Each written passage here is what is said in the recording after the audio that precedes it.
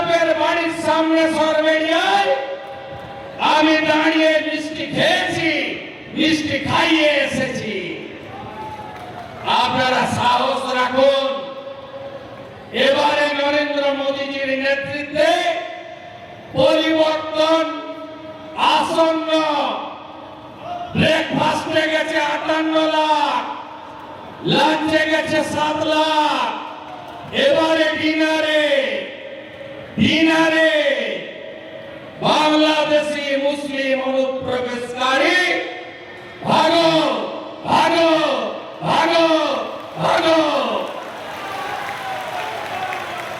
একটাও থাকবে না।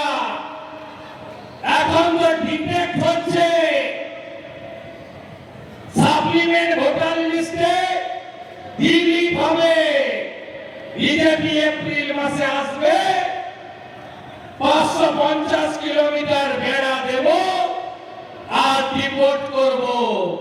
সাতক্ষীরা চলে যা, নোয়াখালী চলে যা, খুলনা চলে যা, যেদিক দিয়ে এসেছিস ওই রাস্তা দিয়ে পালিয়ে যা।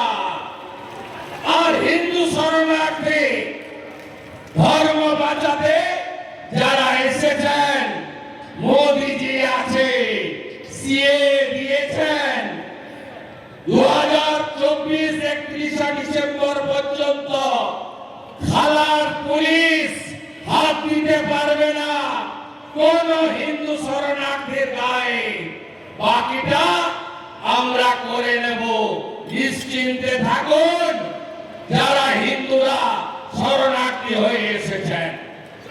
বাকি মহিলারা কি চান না যে পিঠে বানানো বন্ধ হোক, মাঝরাতে এক চাকি ঢাকি না বলুন? চান তো?